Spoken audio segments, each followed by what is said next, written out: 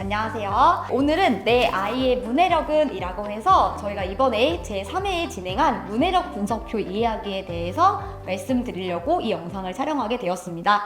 네, 저는 김종길 국어 논술학원에서 중등부 팀장을 맡고 있는 김별이라고 합니다. 그럼 지금부터 이제 이 문해력에 관련해서 말씀을 한번 드려보겠습니다. 이번에 치른 제3회 문해력 테스트는요, 2024년도 1월 6일부터 1월 10일까지 진행을 했었는데요. 작년과 마찬가지로 낱말연구소와 같이 협업하여 진행을 했습니다.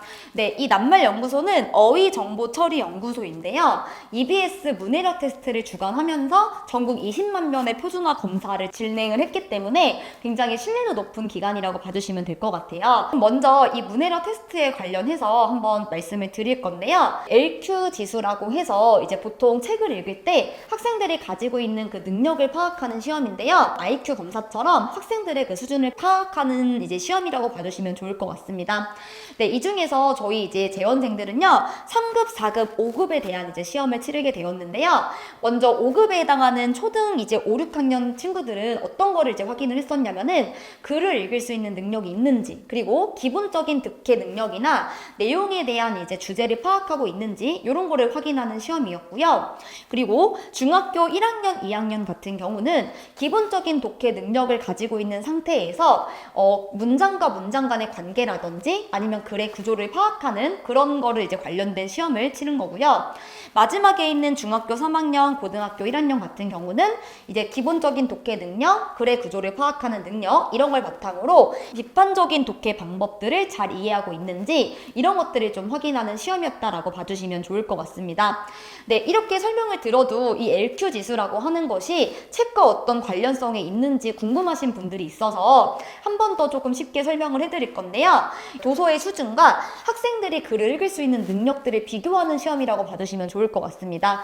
그래서 이 시험에서 개인의 LQ 지수와 도서의 이제 LQ 지수가 동일했을 때에는 이 도서에 대해서 학생들이 이해할 수 있는 능력 정도가 75% 정도에 해당한다라는 걸 바탕으로 시작이 된 거예요. 만약에 저희 아이가 개인의 LQ 지수가 도서의 수준보다 높다 하고 했을 때는 75% 이상 도서에 대한 이해가 가능하다라고 봐주시면 좋을 것 같고요.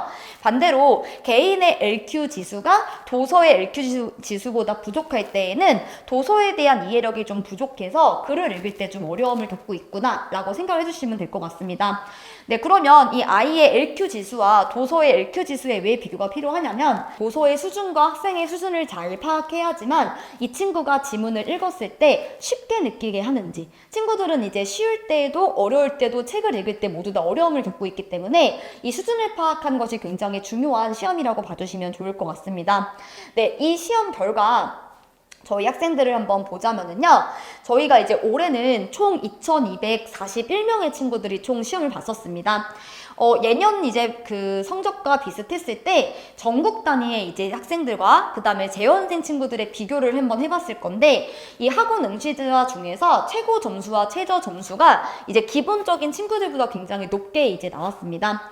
요 관련해서는 다시 이제 뒤에 보이는 화면에서 한 번 더 설명을 드리도록 하겠습니다.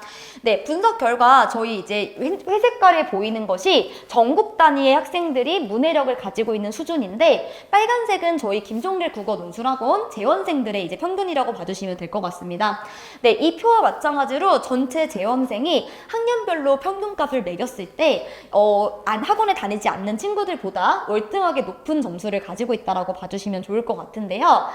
이거 말고도 이제 학생들한테 배부가 되는 성적표를 보시면 아시겠지만 전체 저희가 잘하는 친구, 그 다음에 중간인 친구, 최저인 친구 이런 거 비교를 했을 때에도 학원에 다니는 친구들이 전국 단위에 있는 친구들보다 문해력이 부족한 친구들의 비율이 훨씬 현저히 낮았다라고 생각해 주시면 좋을 것 같습니다. 그래서 이 문해력 테스트 결과로 저희가 얻을 수 있는 거는 확실히 이제 김종길 국어 논술학원에서 문해력과 관련된 수업을 들었던 친구들이 훨씬 더 책을 읽었을 때 친근하고 수준에 맞는 작품들을 배워가고 있구나 라고 생각을 해주시면 좋을 것 같습니다. 저희가 이제 문해력 테스트 관련해서 결과지를 이제 가정에 보내드리는데요.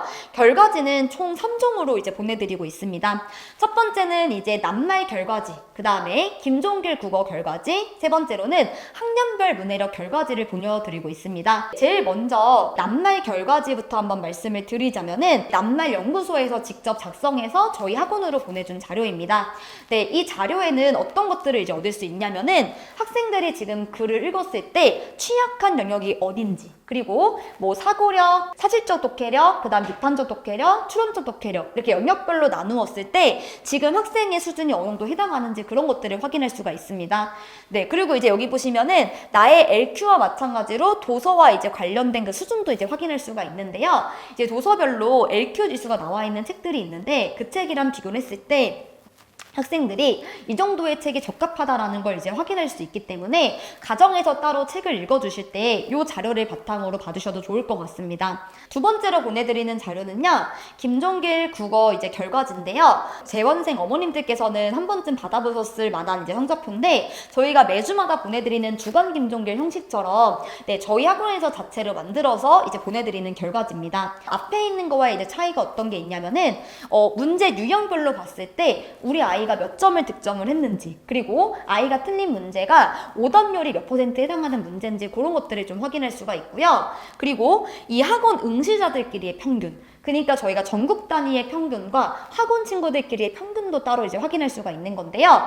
이제 이 자료를 보게 되면은 이 학원생들 중에서 지금 아이가 어느 정도 수준에 해당하는지, 그리고 학원에 다니는 친구들 중에 상위 30%는 어느 정도 수준에 해당하는 건지 그런 것들을 이제 확인할 수 있는 자료라고 생각해 주시면 좋을 것 같습니다. 네, 그리고 이제 마지막으로 보여드리는 자료는요, 학년별 문해력 결과지라고 볼 수가 있는데요. 문해력 결과지에는 여기 보시는 그림처럼 이제 100분위에 따라서 학생들의 수준을 조금 더 객관적으로 확인할 수 있는 자료라고 보시면 될 것 같습니다. 네, 앞서 말씀드린 것처럼 전국 응시자와 학원에 다니고 있는 재연생들의 그 응시자를 이제 비교를 했을 때 학생들이 어느 정도 수준이 좀 좋은지, 그리고 아이의 지금 현재 저희 학원에 다니는 친구들의 수준이 100분위로 환산했을 때 어느 정도 해당하는지 이런 것들을 확인할 수가 있기 때문에 세 자료가 성격이 조금 다르다라고 봐주시면 될 것 같습니다. 네, 저희는 이렇게 이 세 가지의 성적표를 보여드리고 이제 어머님들께 이제 학생들의 문해력에 대한 결과를 말씀을 드리는데요. 이 결과지를 보고 나서도 혹시 좀 이해가 안 되신다라고 했을 때에는 언제든지 담당 선생님께 전화를 주시면 좋을 것 같습니다. 지금까지 학년별 분석 결과와 확인하는 방법에 대해서 말씀드렸습니다. 시청해주셔서 감사합니다.